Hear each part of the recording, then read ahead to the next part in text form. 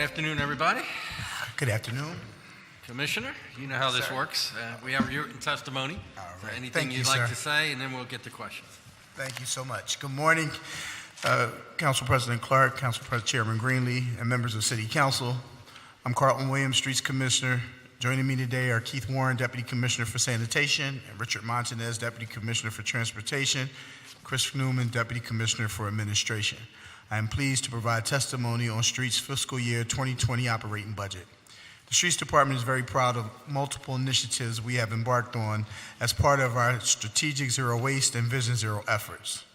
A look at our most recent 5-year plan shows that we are engaged in many of the varied programs in pursuit of a highly ambitious goal regarding litter reduction, waste diversion, the expansion of roadway resurfacing capacity, and the continued actualization of multimodal traffic calming and safety.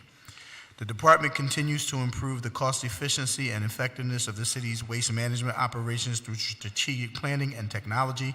Utilizing the city's litter index and GPS technology, the department is establishing an entirely new way to efficiently plan and deploy operations. We are also actively working on a new and transformative waste management contract and implement a new innovative recycling processing contract featuring an extended initial term to ensure most cost stability and protection against constantly varying long-term market conditions in a very challenging global recycling market. In response to these global conditions, a new outreach and marketing campaign is also being rolled out intended to maximize the quality and the quantity of materials in our recycling stream. Streets is actively increasing enforcement efforts to combat illegal trash dumping by installing new surveillance cameras targeted in areas known for illegal dumping activity. A total of 100 new cameras will be installed by the end of this fiscal year alone. And we are incredibly excited about a proposed significant investment in street cleaning, which will allow us to deploy and strategically focus on cleaning efforts in those neighborhoods most in need. On the transportation side, Streets is maintaining our focus on Vision Zero strategic objectives as outlined within the city's Connect Transportation Plan to establish and operationalize efforts targeted to significantly improve traffic safety, including significant infrastructure improvements to the city's streets network. Primary attention continues to be given to the high injury streets network, representing the streets corridors that experience the most traffic deaths and severe injuries. We are also making incredible progress on achieving a state of good repair to our streets and our roadways as we look to reach over 100 miles of resurfacing next fiscal year and 131 miles by fiscal year 2023.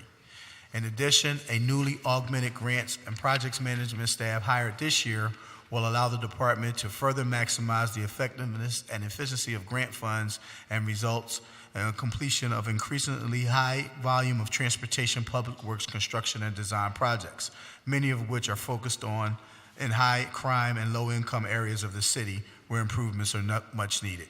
The Streets Department and its employees look forward to providing yet another year of exemplary service as we fulfill our mission of clean, green, and safe streets.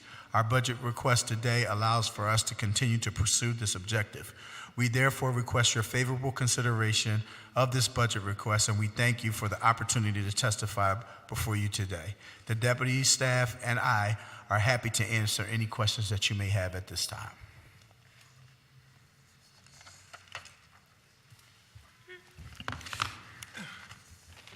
Good morning. Good morning. Good afternoon, I'm sorry. I'm actually going to come back. Chair recognizes Councilman Don.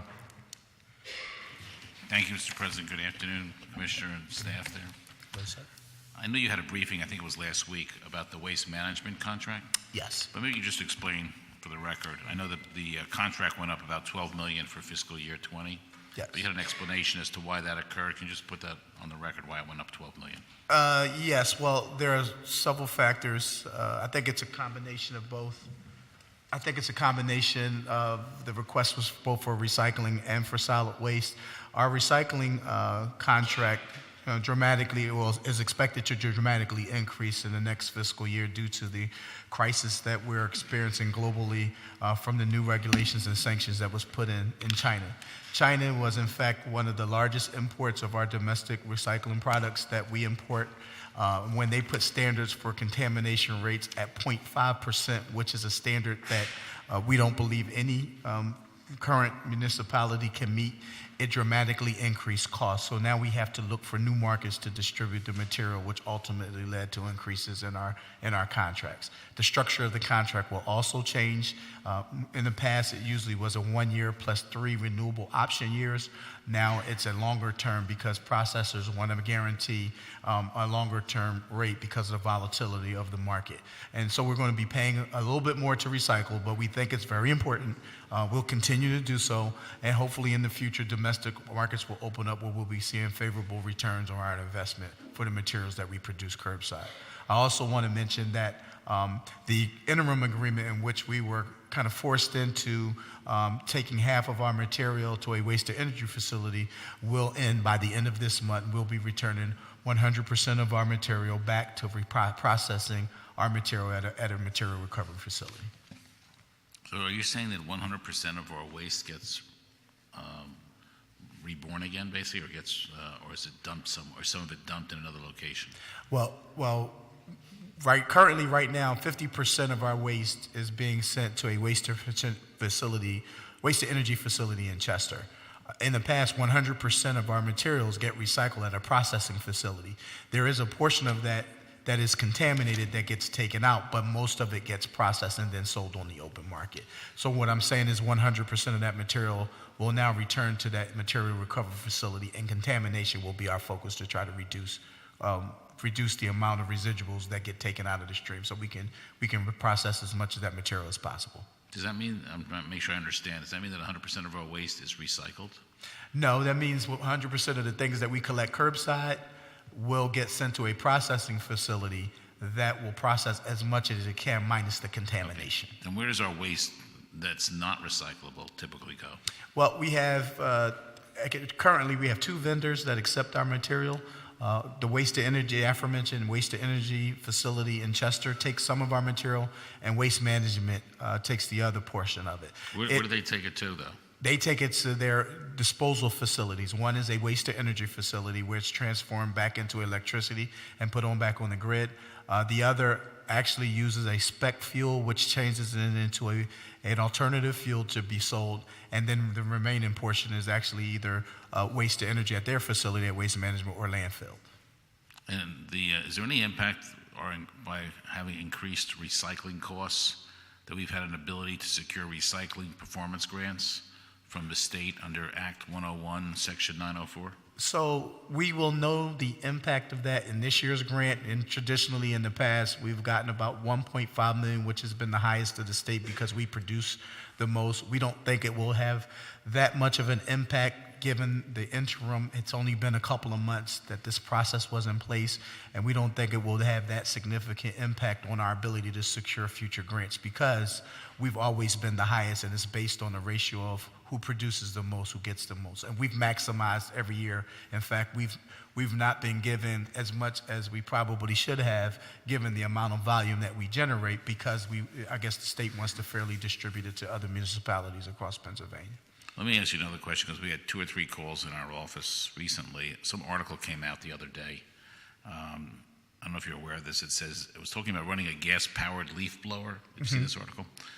For half an hour. It says it generates about the same carbon emissions as driving a 3-ton pickup truck from Philadelphia to Costa Rica.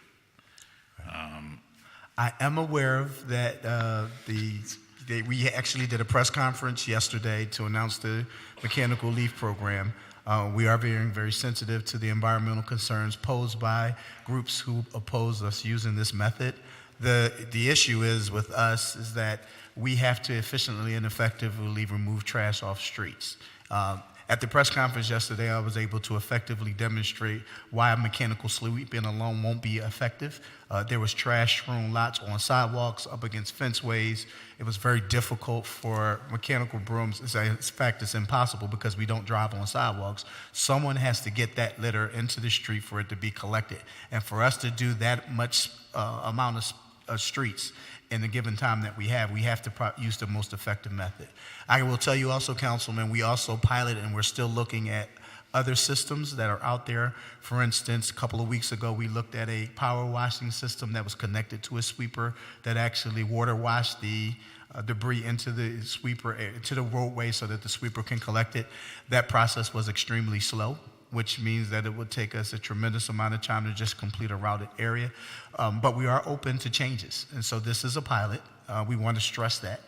We want people to understand that we're looking at alternative ways, and the last thing we want to do is violate or create health hazards for any individuals who are affected in that community. So we're going to continue to work hard at it.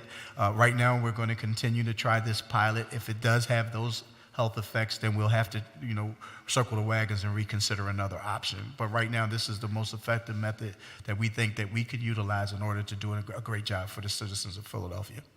But is that a true statement? Same carbon emissions as driving a 3-ton pickup truck? So I don't know that particularly. That's one of the things that we're trying to verify, Yeah. the information that is coming in right now for those who oppose this That would be a negative, for Yes. the city. Yeah. Yes. Last question. It's on potholes. Mm-hmm.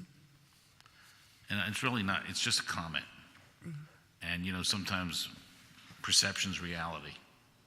Because I looked in your form, it says 90% of our potholes are filled within, I think you said, 3 days.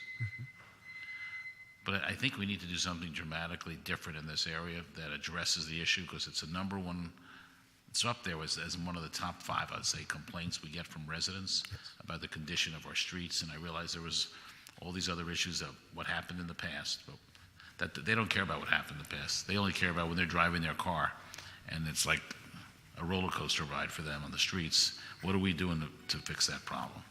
Sure. So I think the administration made a significant investment to help us address the issue with potholes. The deteriorating streets from, I want to say, over a decade of neglect and less investment in the streets department's paving program caused us to be in this condition today. And I'm not using that as an excuse. I'm just explaining why we're here today.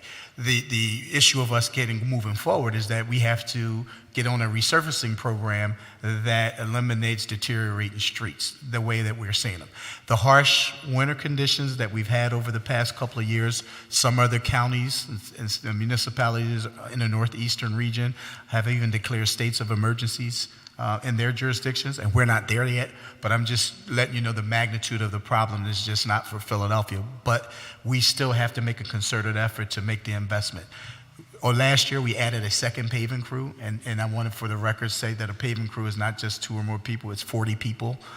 That second paving crew allows us to go from 75 miles the year before over 100 miles this year, and we're adding a third paving crew to get us to 131 miles, which we consider a state of good repair. That in itself will decrease the amount of potholes that you're seeing around in the streets when we get on a permanent replacement schedule. But it's going to take some time to get there, so we're still going to have some pain points where we're going to have to field complaints. And we have crews that we notched up our maintenance and response team. We're out on weekends now. We're going out to neighborhoods. We're repairing potholes more than we've had in the years past by the additional people that we've put on, and we're responding back, as you noted earlier, with our response times. But I think if we had a coordinated effort and we met this problem head on, and I'm going to go back to what I asked earlier, a pothole hotline, okay, where even the mayor of the administration makes this announcement that we're going to address things within 48 hours, we're going to have this fixed, and we accept the issue, we admit it's not in good condition, but we also say we're going to do a better job. I think that promotion, that publicity, and the fact that we then follow through on it would go a long way in the eyes of the residents. Absolutely. Thank you. Okay, thank you. Thank you for everything you're doing. I know whenever we call you, you're very responsive, and I appreciate that. And your department is doing a very good job from what we can see. But we just want to make the potholes go away. Absolutely. Okay, thank you, sir. Thank Appreciate you, it. Mr. President. Thank you. Thank you, Councilman. Councilman, you talked about this issue about environmentally sound ways of moving trash off the street, on the sidewalk in particular. I think the most environmentally sound way of doing that is for people to stop throwing trash on the street and on the sidewalk. I agree 100%, Council It's President. a whole lot Thank you for that easier and a comment. whole lot more environmentally sound. So at the end of the day, people in the city need to stop, and I'm going to say it, people need to stop being pigs, right? That's absolutely correct. Because we go to all these other municipalities across the country, and you do not see what you see in the city of Philadelphia. And that's really problematic. It's embarrassing. In the store, I told this story not too long ago about the gentleman saw me in the store, and he was from New Orleans. Mm-hmm. And he was saying, I saw you on TV, blah, blah, blah. He said, can I ask you a question, please? Yeah. He said, why is the city of Philadelphia so dirty? And, I had nothing to say, And he even talked about trash being on top of the snow, right? And I think it was very embarrassing. So we got to figure this out as citizens, this figure. I'll call on Councilman Greenlee, and then I wanted to follow up on that issue. Councilman Greenlee. Thank you, Mr. President. Good afternoon. Real quick, on the same lines, I saw the story in the paper about your pilot program with street cleaning. Now, the plan is, because I know this got quite controversial a few years ago about moving the cars, and you said I think your words were you're going to urge people to move the cars, but Correct. At this point there won't be ticketing. Is that basically? Those routes are not posted, so no, there won't be any No, okay. enforcement behind it in terms of official enforcement in terms of ticketing. That's Okay. correct. And I get that because parking, I certainly live in one where parking is completely challenged. But do you really think that can, how do you see that working? I guess that's the purpose of the pilot, but how do you see that working as far as effectiveness of cleaning if people don't? Because I would guess, unfortunately, if there's just an urging, most people aren't going to move their cars, is my guess. Maybe Right. I'm wrong, but. Right. So let me clarify also, we still have some commercial routes posted, but in residential communities, Right, we're not right. asking this. I wanted to Right. clarify that. But, so we went out to certain neighborhoods. We certainly tested some blocks outside of the pilot areas. Okay. We've been getting an overwhelmingly positive response from residents saying, Okay. thank God they're here. That's good. We didn't think that, we would see people come through and actually clean our block, and we're sorry that it got in this condition, but we're happy to see, the work. They was actually very impressed how hard sanitation, and I got to give a big shout out to the guys who are out there doing that work. They worked extremely hard, and it was an extremely effective process. We were out of those blocks in about 15 minutes that we serviced, and they did a very thorough job. And again, I have to stress, litter just doesn't accumulate on curb lines where brooms can collect it. No, I got you. This was on streets, on sidewalks right next to Right. it. And then some of the debris was so large that, a broom wouldn't be effective.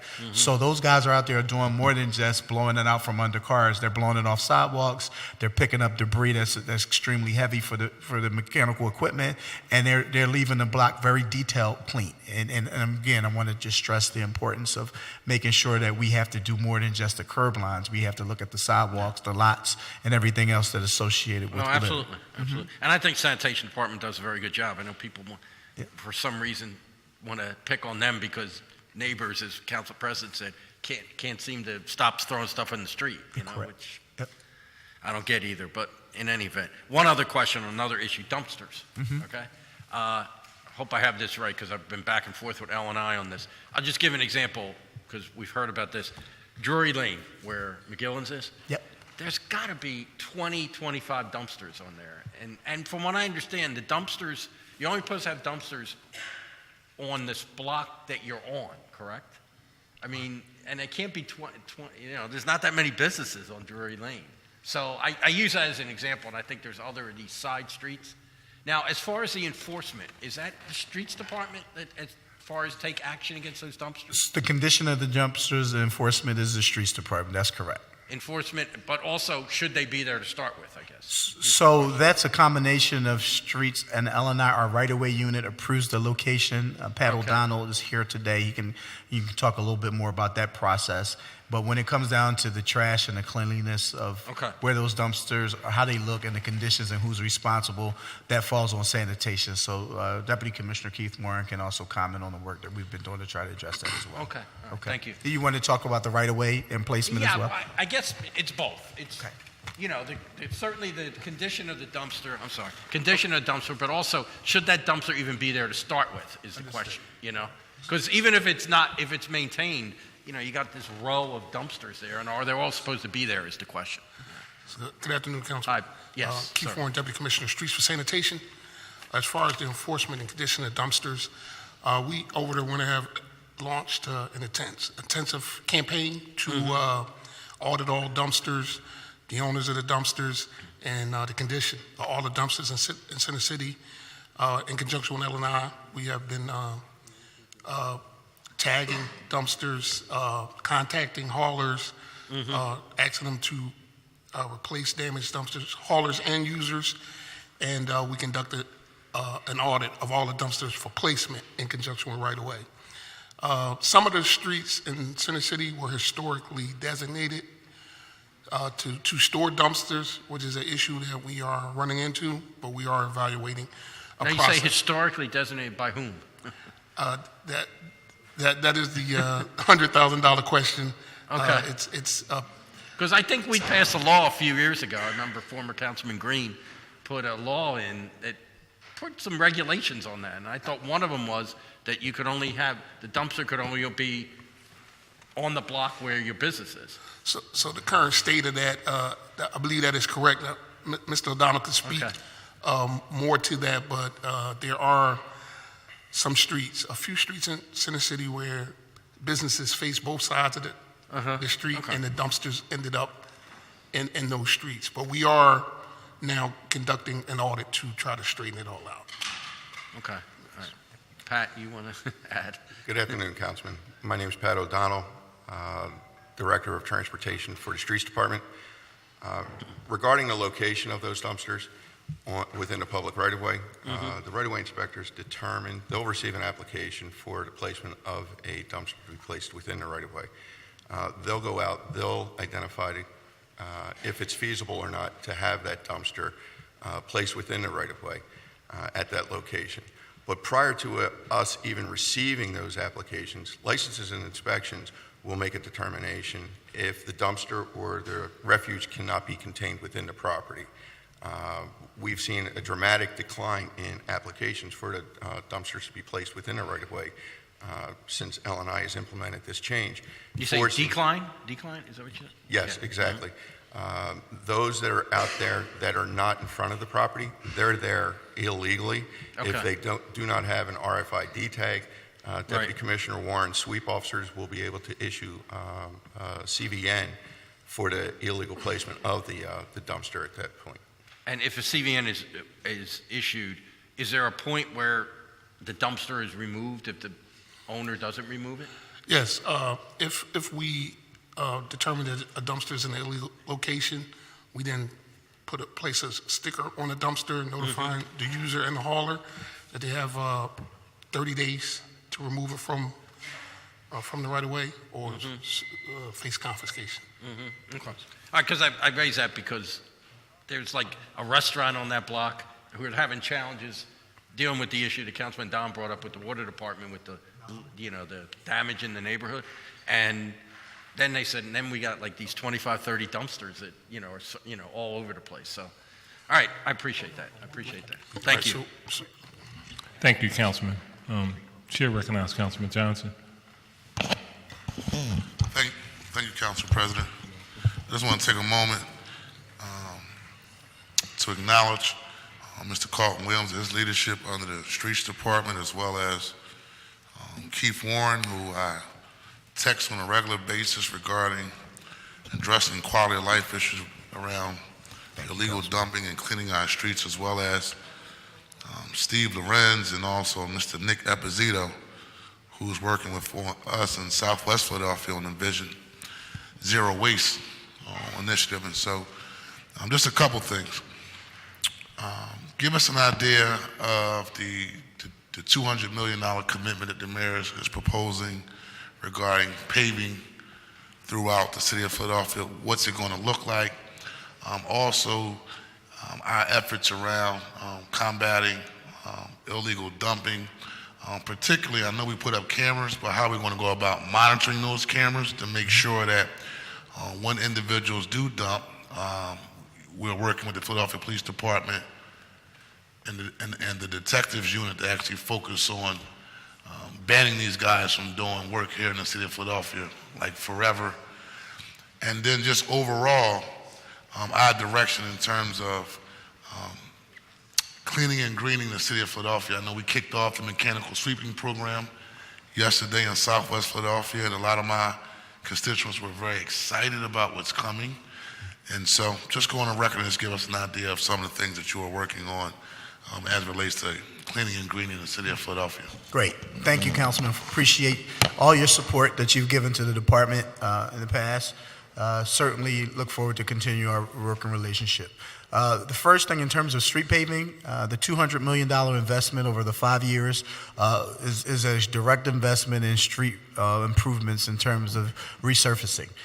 In the past, as I mentioned earlier to Councilman Dom, we were severely underfunded with one paving crew, and that was only able, as of 2015, only able to do 33 miles per year. That's way under what the standard of care for our streets are, and that's why we're in the conditions where we are today. Our goal is to get to 131 miles per year over the next 5 years, and we get there by adding an additional paving crew. So we already have two. We added one last year, and we're slowly adding one over the next year and a half to get to 3. Once we get to that point, we can increase the actual number of miles that we pave each year, which will improve our conditions of our streets and certainly reduce the amount of defects that everyone is experiencing and very concerned about. So I think that is in itself is going to be a huge investment. The department is also working very closely with Otis and Vision Zero to ensure not only are we paving streets, but we're including bike lanes, and we're making sure that we're putting traffic calming measures in. We're doing line striping, and we're certainly working with the community and residents to ensure that they are aware of some of the conditions. Our goal also in terms of the department is to put out a 3-year paving plan. We put one out in advance early this year. The second 2 years will be coming out this summer, and that will give people advance notice of the intentions of where we expect to pave throughout the year. And this is helpful for a number of reasons. So we get a lot of complaints about utility companies. I know this is a That's what I wanted to big ask. concern about for the council president and all the council members of how you coordinating with other departments to ensure that once you pave a street, that it doesn't get torn up within the next month, the next week, the next couple of months. So a couple of things. Number one, putting this paving plan out allows us to coordinate with both the water department, the gas works, and other utilities about their major capital investments and programs and projects, so that if there's any conflicts that we can work them out before a street is paved. The second thing is if there's a private developer or any other utility company that comes in and does disrupt the street, once it's paved within a 5-year period, there's a law and a moratorium that we want to put in place that will require to return the street and completely pave the street back in that condition. So I think those are the things that we're doing internally to try to hold people accountable and try to have better coordination to ensure that our streets stay and maintain in a state of good repair. So that was the paving question. Did you have any more before we went back onto streets enforcement? In terms of sanitation? Okay, great. So the camera program, as you know, has been very effective in terms of preventing dumping in the first couple of months. Quick question in terms of point of information. Now, Council President and myself, we were down at the Divic Center in South Philadelphia, right? Uh-huh.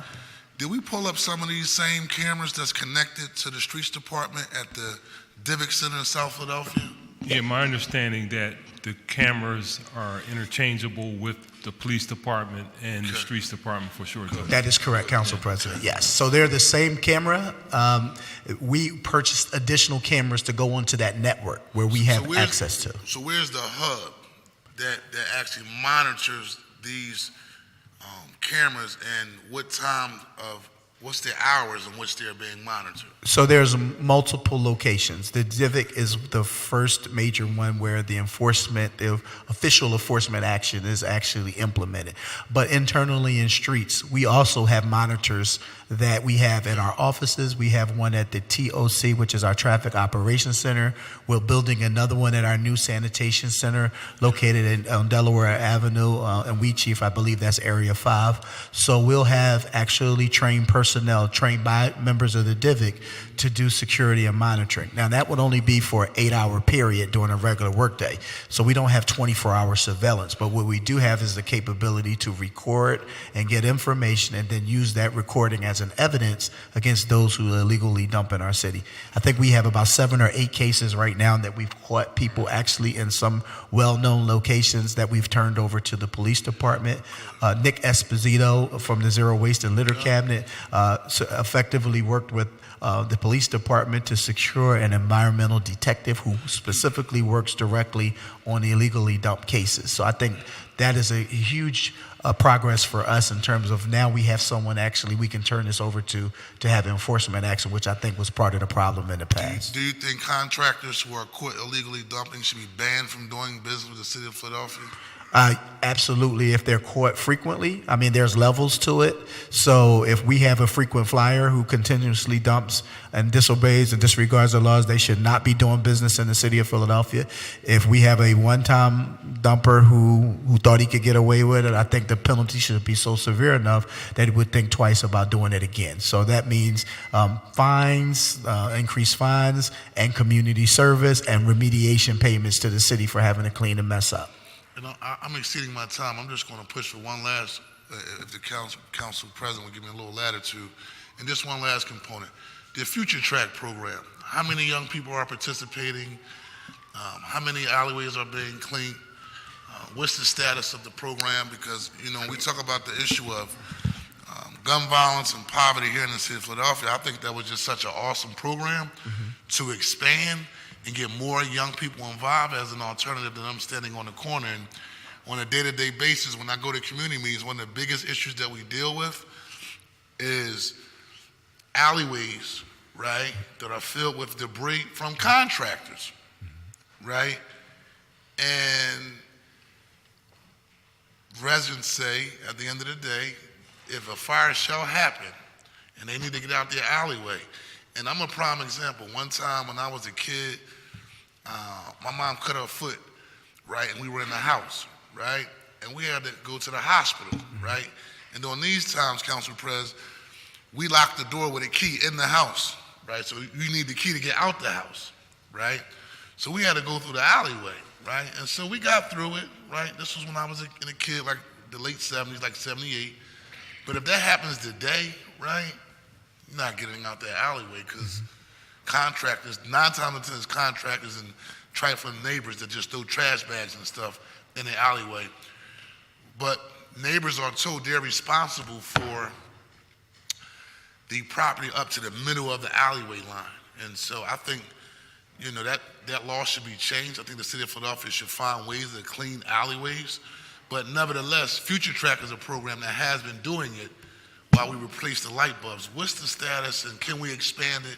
And just give me an update. So, yeah, Chris Newman helps administers the Future Track program. In the past, our focus was solely dedicated to alleyways, and it was a very effective program in terms of clearing alleys. The program changed a somewhat because we were able to do more with the members and give them an opportunity to apply for city government. And so we've opened up kind of their job description to include some transportation. So their focus has not just been on alleyways, although they still do beautification work for the city of Philadelphia. They've also been part of the transportation vision, learning those skills so that they can either get into highway or sanitation for full-time jobs. And Chris can give you the numbers of the number of people that we've actually hired in the city of Philadelphia through Future Track program. And we, of course, we're limited to the amount of participants that we can bring in every year. Obviously, we would love to bring in as many people as possible. But why are we limited? Is it resources or capacity? It's a resource limitation in terms of the funding that where we use our funding sources, but we certainly think it's an effective program. It's a great way to kind of pre-screen your applicants about who you hire. So it's actually a test trial period to give them an opportunity to get into city government, something that wasn't available to them in the past. But Chris, can you give them the numbers real quickly? Sure. Chris Newman, Deputy Commissioner for Administration. Councilman, we've hired 25 people directly into civil service positions so far over the last few years. We expect to hire 10 more going into the next fiscal year. What's nice about the Future Track program now is it actually provides a direct path into civil service. So most of the folks that go through these tracks don't even have to take a civil service exam. The fact that they're successfully going through our program qualifies them to get onto a list. So currently for this fiscal year, we're actually going to have 3 different tracks. One is going to be for field investigators, which would be directly pathing into our sweeps program. Another one would be for roadway maintenance, so those folks actually go into roadway repair and resurfacing. And the other one is an engineering aid trainee path where they would go in and do traffic investigations and traffic assessment type work. Okay, that's all I have. Again, I want to thank Streets Commissioner Carlton Williams and his deputy Keith Warren and your team. And I see Mike Carroll over there. Thank you, Mike, for helping me out with 15th and Locust Street repaving issues that we have to address. Thank you very much. Thank you, Councilman. Thank you, Council President, for your latitude. Thank you, Councilman. Like Councilman Johnson, I'd like to thank you guys, and actually Councilman Dom, for your level of responsiveness.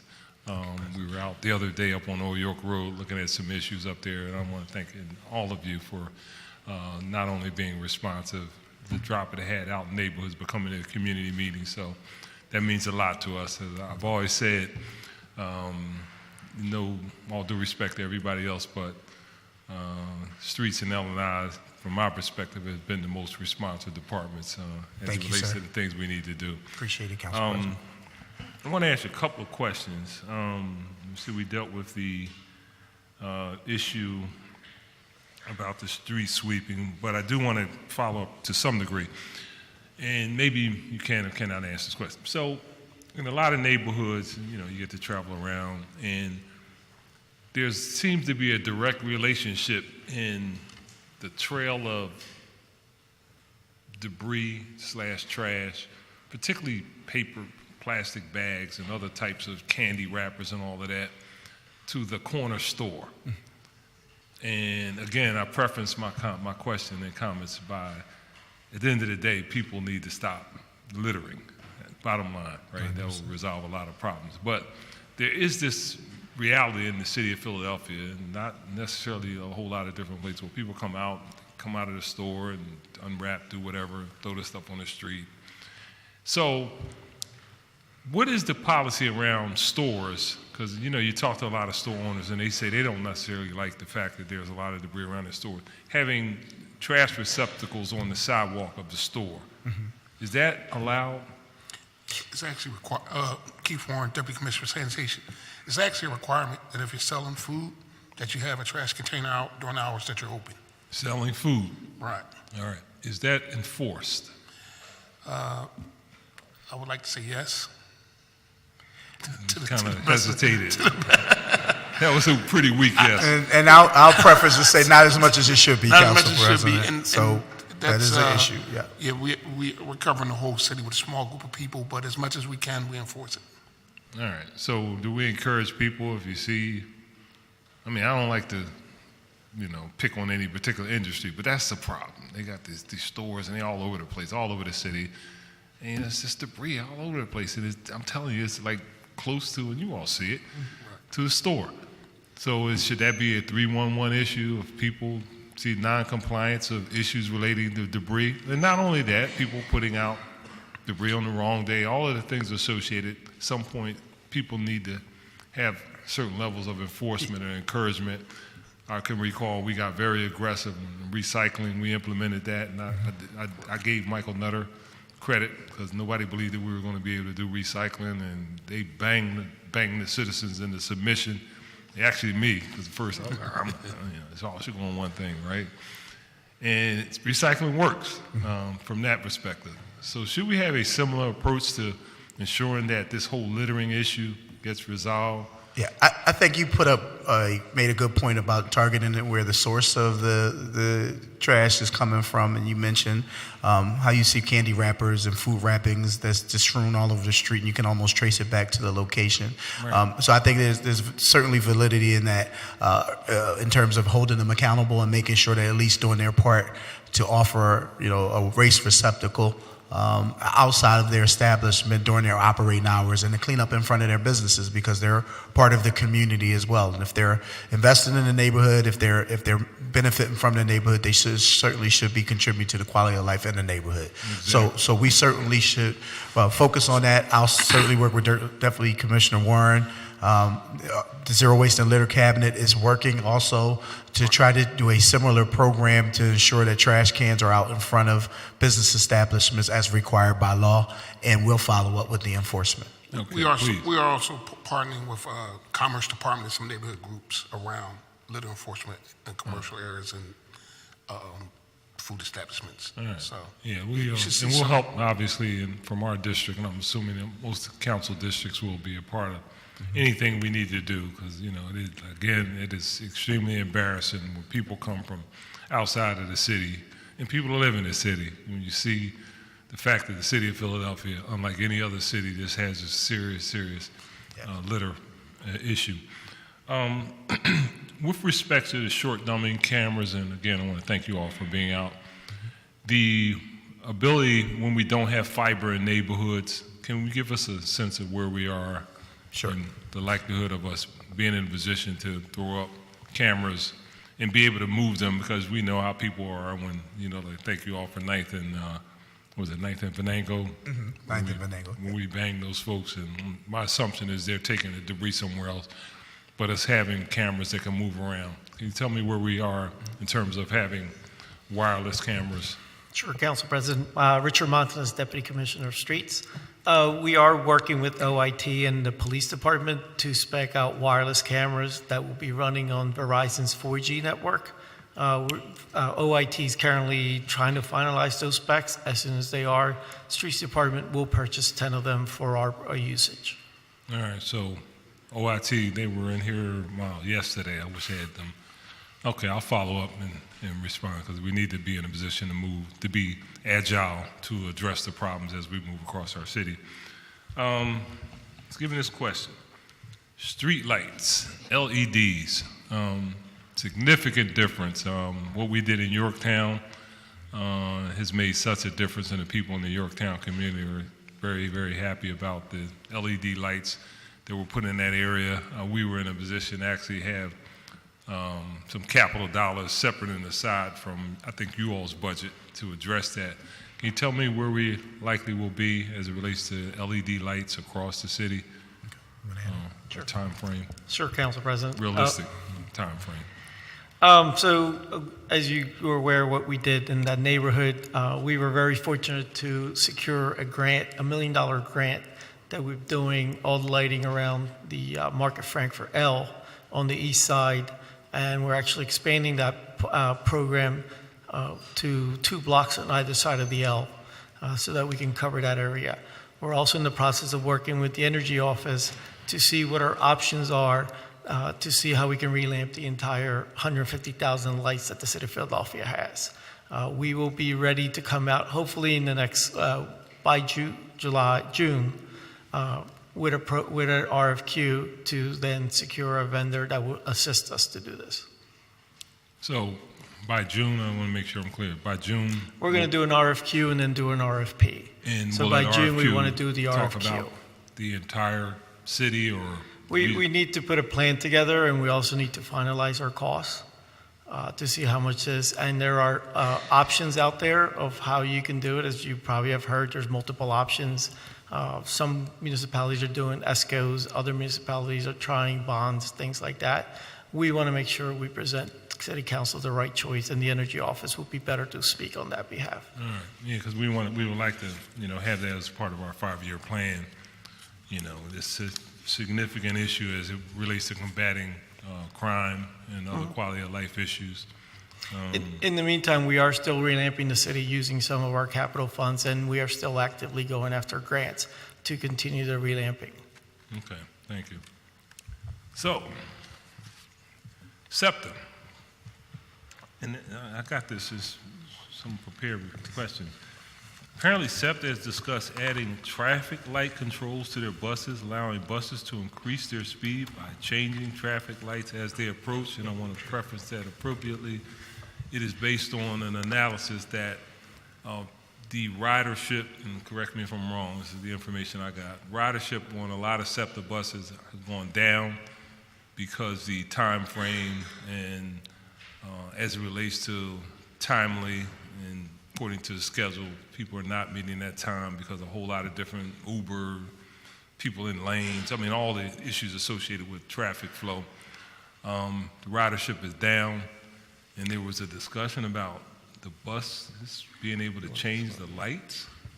So there's probably a couple things that you might be thinking about. I'm Say- sorry. say Mike that. Carroll, Deputy Managing Director, Office of Transportation, Infrastructure, and Sustainability.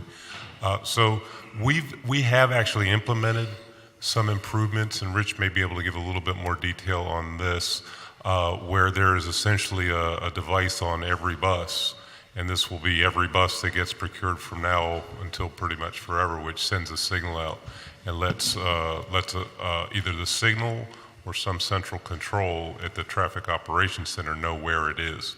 And then the new Say signal. that again. What does that mean? What you just So, said? so we can track where the buses are. There's either a GPS or there's some sort of Okay. a signal emitter that shoots out a little radio signal from the bus that says, I'm here. Every new signal that we put in has the capability of detecting that signal. Okay. And so when the bus approaches a signal, the object isn't to change the light. That's not how we do things here. We wouldn't want suddenly someone to have like 1 second of green and then the bus comes and it changes to red, because we don't feel like that's necessarily safe. But if the signal is getting ready to turn red and the bus is approaching it, it can stay green for a few more seconds to let the bus get through. So we've done that on a So the couple answer is orders. yes. Yes. So All right. we're Short doing, answer is yes, buses can alter the light correct. in terms of the cycle. correct. Extend the green. That's what we say. Is that the only way it can do is extend the green? Well, Or like I can say, it change the light? we're not. Go Can ahead, I- Rich. Rich Monson, Deputy Commissioner Street. So, Council President, currently they can only extend the green. They actually extend the green up to 10 seconds in order for them to go through the intersection. We can, and we've talked to Homeland Security, if we do need to evacuate a section of the city, we can turn those into, they can actually change the light and give us green, but that's by Homeland Security orders. The city streets department only extends the green by 10 seconds for them now. In case of emergency, then we'll turn them all green if Homeland Security requires evacuation and we're using SEPTA to evacuate a neighborhood. So I just want to make sure I'm sure. The capability that currently exists on the buses only allow a 10-second extension. That is That's correct. built in the technology. You can't, That is- you know what? that I'm is like correct. halfway down the block, that light, And the benefits we got out of implementing this technology is that the fire department and police department are also utilizing. I'm fine with that. They can actually turn the lights green right away. I'm fine. They should be able to do that. I just, Okay, that's interesting. I wasn't clear on what the response would be. I think the other questions have been answered. I'm reluctant to ask these questions, so I was sent these questions by a person who used to be a part of government, and they have this issue with respects to the signage along our streets. No parking, yes parking, this, that, and there are a lot of signs once I looked at it. And I guess we do it based on need, but there does appear to be a significant number of street signs for every imaginable reason. Has there ever been a conversation, or did anybody even think that it was problematic that we eliminate the number of actual poles and signs on a block? 'Cause it's a lot, I do understand the sign clutter is an issue in Philadelphia. However, we need a minimum of 3 signs per block in order for it to be considered enforced or is not being held up in court. So we do need a minimum amount of signage out there. Sometimes you get a vast amount of signage depending on the different regulations in that block, which could be loading zone, handicap zones, 2-hour parking, 4-hour parking. And if you notice in Center City, the regulations change on an hourly basis. So all that has to get posted in order for us to enforce. Yeah, we have a lot. Is there the possibility that there are signs that are outdated? Do we like remove them if we put a new reg up? We make sure that we remove any signs that are not.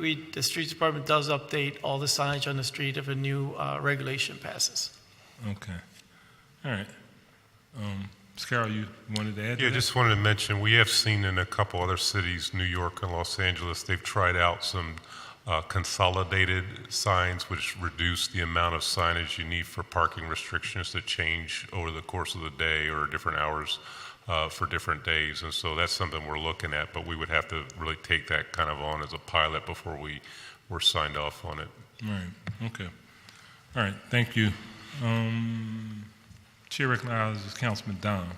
Thank you, Mr. President. Good afternoon again. Two last questions. One is, are we doing a traffic study?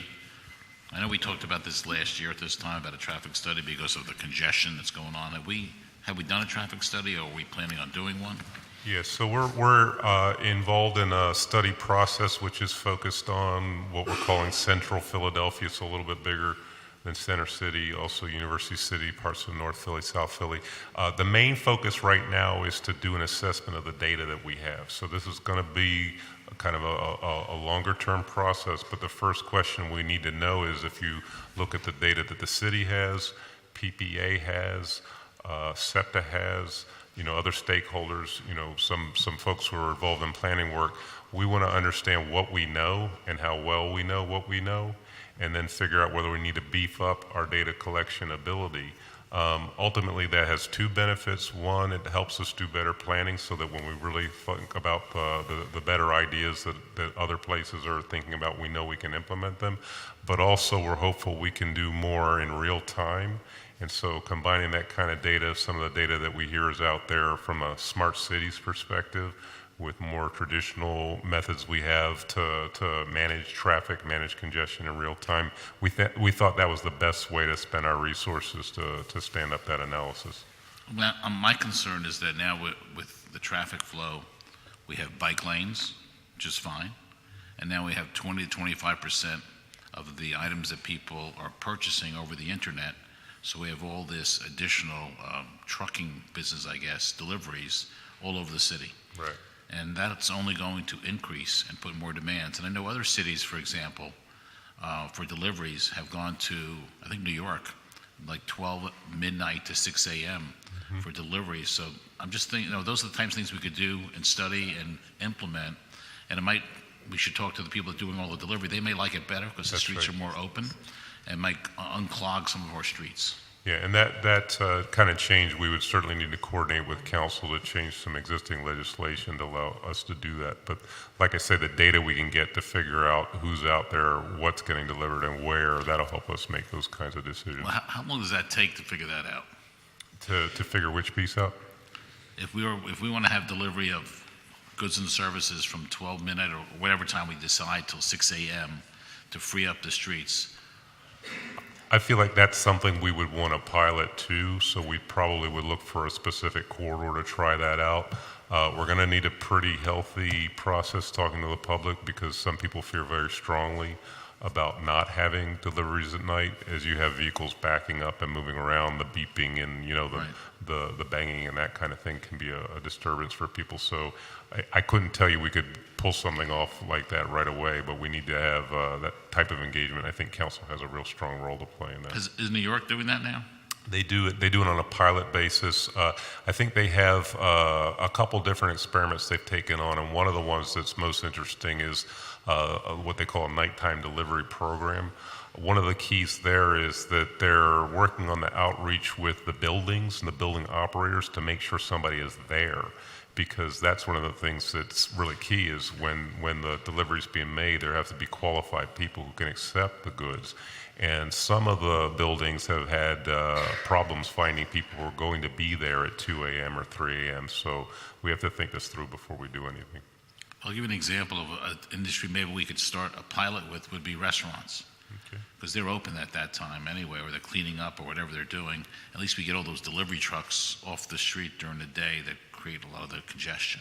Okay, that's good. Thank you. So I would look at restaurants. This question I'm going to ask you is on behalf of Councilwoman Blondell Reynolds Brown. She asked me to ask this question. And it says on February 21st, a London newspaper, The Guardian, published a report on the rise in pollution in Chester County caused by our decision to send our waste to trash incineration facilities there. Some experts worry that burning plastic recycling will create a new fog of dioxins that will worsen an already alarming health situation in Chester. Nearly 4 in 10 children in the city of Chester have asthma, while the rate of ovarian cancer is 64% higher than the rest of Pennsylvania, and the lung cancer rates are 24% higher. If this was in a London newspaper about Philadelphia, how do we respond to that? So just to kind of clarify where that probably originated, when we made the decision to for an interim solution to send our recycling there, that probably elevated, but we've always, Covanta is the facility that they're referencing that's in Chester. We've always done business in terms of sending our disposal waste there. We usually average about 400 to 600 tons per day to there just our waste alone. It did increase the capacity when we temporarily sent our recyclable material, which is ending at the end of this month. Scott McGrath is our environmental planner. He works very closely with the Department of Environmental Protection. He certainly has been aware and has actually communicated on this issue, so I'm going to give him the opportunity to talk about some of the concerns that were raised. He's actually had to do an interview related to this story, so I'm going to let Scott speak on behalf. Okay. Scott McGrath, Environmental Planning Director for Streets. Like the Commissioner said, we work very closely with Covanta and with the state. This facility has a continuous emissions and monitoring system in place. So the state actually gets all the data on their emissions standards that they have in place. And this is updated on a routine basis with the state too. So they're always checking their system and seeing what the quality of their air emissions are. I would also add that from a relative standpoint, the 200 tons a day that we're sending to that facility, that actually processes 5,000 tons of trash. So it's a relatively small amount, and plastics represent about 1% of the recycling by weight that's being delivered. So relatively speaking, it's a very small amount of material that out of the whole that's actually being processed by the facility, which has a very minimal impact from an emissions standpoint. I mean, here's my concern, is twofold. One, I want to make sure on the councilwoman's behalf that we're not creating this problem there with our stuff. And then number two, we should respond to The Guardian, which is a London publication, because everybody in London's probably reading this and thinking not too highly of Philadelphia. Yes, actually, Covanta did provide a response to that. One of the issues that they've also found that some of the environmental groups are also using data that is old. So a lot of the data that's out there on the internet is not very current. So are you saying the article is inaccurate? What's that? Are you saying the article is inaccurate? No, it may not necessarily be inaccurate, but it may not reflect the most current information that's out there. So just so I'm clear for the councilwoman's benefit, are we creating this issue that was in the article? Are we creating the issue? No, that's in the article. No. Okay. And we have responded to the Guardian with our position. So we weren't aware that we've received a lot of international requests because of the crisis that we're in terms of recycling. We haven't specifically seen that one in direct. I give it to you. Yeah, if you can forward it to us, Well, and I so just that want to see we us can respond so that we look good Absolutely. in the eyes of the world. Yeah, we're also very sensitive to the concerns about what's going on and where we send our trash. The EPA, the DEP also notifies us of any violations at any transfer facility that's not in compliance with any standards that's set to protect health and safety. We have not received any violations on this facility thus far in relationships to health hazards, but if we do, we would address it accordingly, and if necessary, we will redirect our trash if their plant was shut down. now. So those are the things that we have in place in terms of protections that we can rely on from a state agency that will give us assurances that some of the health conditions are sustainable. Okay, thank you. Thank you You're very welcome. much for your testimony. Thank you, Mr. President. Thank you, Councilman. Councilwoman Blackwell is not here. Gentlemen, I want to thank you very much for your testimony Thank you, today. Council President. As always, please be prepared for callbacks at Yes. this point. Thank you so much. And again, thank you for your responsive Thank nature. you. Thank you very much, Councilman. you. Appreciate your support.